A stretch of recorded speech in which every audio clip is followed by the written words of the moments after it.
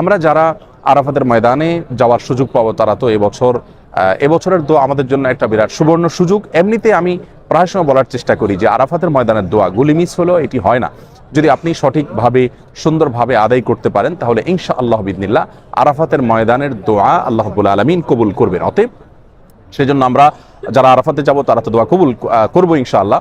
আর যারা আরাফাতের ময়দানে অবস্থান করছি না তারাও নিজ নিজ জায়গা থেকে আমাদের কিছু করণীয় আছে, তারা আমাদের নিজের জায়গা থেকে কিছু করণীয় আছে। আমরা আরাফাতের দিন সম্পর্কে নবী করিম সাল্লাল্লাহু আলাইহি ওয়াসাল্লাম বলেছেন যে খায়রুদ দুআই দুআউ ইয়াউমি আরাফা, আরাফাতের দিনের দোয়া হলো সবচেয়ে শ্রেষ্ঠ দিন। ওয়া খায়রু মা কুলতু আনা ওয়ান নাবিয়্যুনা মিন ক্বাবলি লা ইলাহা ইল্লাল্লাহু ওয়াহদাহু লা শারীকা লাহু লাহুল মুলকু ওয়া লাহুল হামদ ওয়া হুয়া আলা কুল্লি শাইইন কাদির। এই বাক্যগুলো আমরা প্রত্যেকে যার যার জায়গা থেকে আরাফাতের দিনে করতে পারি। সেই সাথে আরাফাতের দিনের দোয়া আরাফাতের ময়দানে কবুল হবে, এটা বেসিক হলেও অনেক উলামা ইকরাম বলেছেন এই দিনে আপনি পৃথিবীর যে কোনো প্রান্তে থাকেন হাজী সাহেবদের সাথে মিল রেখে আপনি দোয়া করলে আল্লাহ রাব্বুল আলামিন কাকে কোন উসিলাতে কোন বাহানাতে দিবেন সেটা তিনি ভালো জানেন। সেই হিসাবে আমরা দোয়া প্রত্যেকে যার যার জায়গা থেকে করতে পারি। আমরা চেষ্টা করব আপন জায়গা থেকে আরাফাতের দিনে আল্লাহর কাছে দোয়া করার, যে আল্লাহ আমি যেতে পারি নাই, এখান থেকেই করছি, তুমি কবুল করো। আল্লাহ তাআলা চাইলে কবুল করতে পারেন, বিধায় আমরা সেই চেষ্টা অব্যাহত রাখবো ইনশাআল্লাহ। আর আরাফাতের দিনের যে সিয়াম ইয়াউমি আরাফা আহতাসিবু আলাল্লাহি আন ইউকাফিরা আস-সানাতাল্লাতী ক্বাবলাহু ওয়াল্লাতী বা'দাহু কামা ওয়ারাদা ফি রিওয়ায়াতি মুসলিম। নবী করিম সাল্লাল্লাহু আলাইহি ওয়াসাল্লাম বলেছেন আরাফাতের দিনের রোজা এক বছর আগের এক বছর পরের গুনাহকে আল্লাহ তাআলার পক্ষ থেকে মাফ করায় দেয়। অতএব যারা হাজী সাহেব নন এটা তাদের জন্য প্রযোজ্য। হাজী সাহেবরা রোজা রাখবেন না, তারা শুধুমাত্র ওখানে দোয়া করবেন এবং খাওয়া দাওয়া করবেন দিনভর।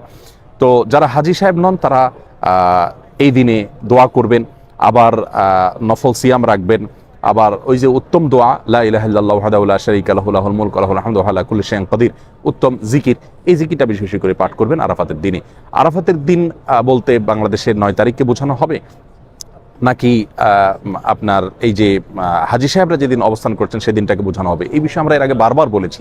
আমরা পৃথিবীর যে যে প্রান্তে থাকি কেউ যেন এই দিনটাতে দোয়া কোনোভাবে আমরা মিস করবো না। আল্লাহ তাআলা আমাদের সবাইকে সেই তৌফিক দান করুন, আমরা যেন পরিপূর্ণভাবে এর হক আদায় করতে পারি।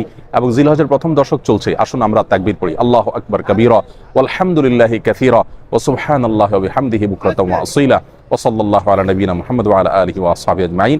আল্লাহু আকবার লা ইলাহা ইল্লাল্লাহ আল্লাহু আকবার ওয়ালিল্লাহিল হামদ। এই তাকবীর আমরা খুব বেশি বেশি করে পড়তে থাকি, বেশি বেশি করে বাসা বাড়িতে রাস্তা ঘাটে বাজারে যেখানে যাই অধিক পরিমাণে তাকবীর। ফাকফিরু ফিহিন্না মিনাত তাকবীরি ওয়াত তাহলিল ওয়াত তাহমিদ। নবী আলাইহিস সালাম বলেছেন এই দিনগুলোতে বেশি বেশি তাকবীর তাহলিল তাহমিদ পাঠ করা, আল্লাহর জিকির করা ইবাদতের দ্বিতীয় বৃহত্তম মৌসুম, রমজানের পর সবচেয়ে বড় মৌসুম ইবাদতের।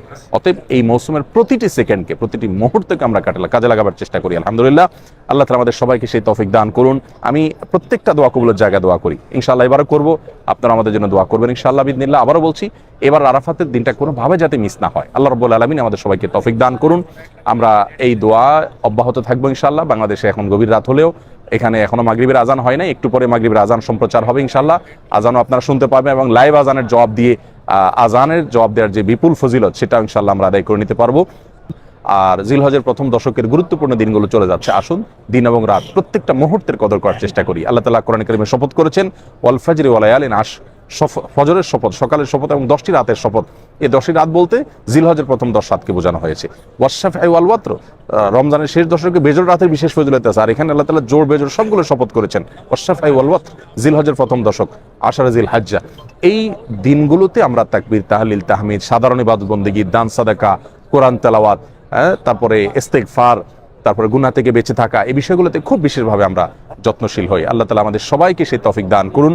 এবং আরাফাতের দিনের যে এই বছরের যে মানে বিশেষ করে যে সুযোগ তৈরি হয়েছে, এই সুযোগটা যেন আমরা কেউ হাতছাড়া না করি। আমরা প্রত্যেকটা মানুষ চেষ্টা করি আরাফাতের দিন এই বছর বিশেষভাবে দোয়ার জন্য মনোনিবেশ করতে।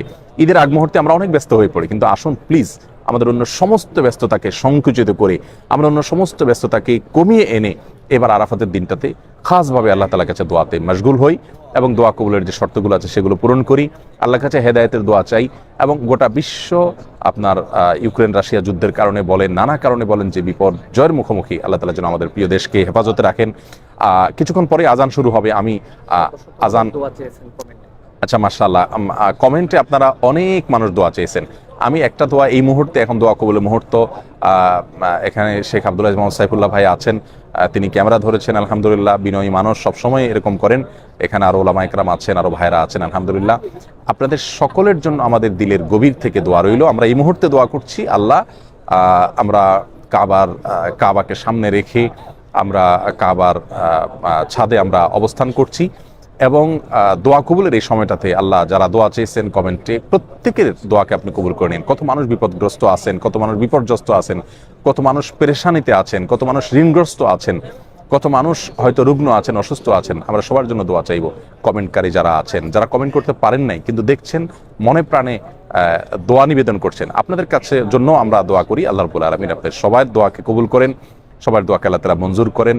আমাদের সবাইকে আল্লাহ তাআলা জান্নাতুল ফিরদাউসের আঙ্গিনা, এখানে যেরকম দেখতে পাচ্ছেন সবাই আমরা একত্র হয়েছি, আসলে এই হারামের আঙ্গিনা একত্রিত হওয়ার যে আনন্দ, আল্লাহর শপথ করে বলছি পৃথিবীর অন্য কোনো কিছুর সাথে এই স্বাদকে, এই তৃপ্তিকে তুলনা করা যাবে না।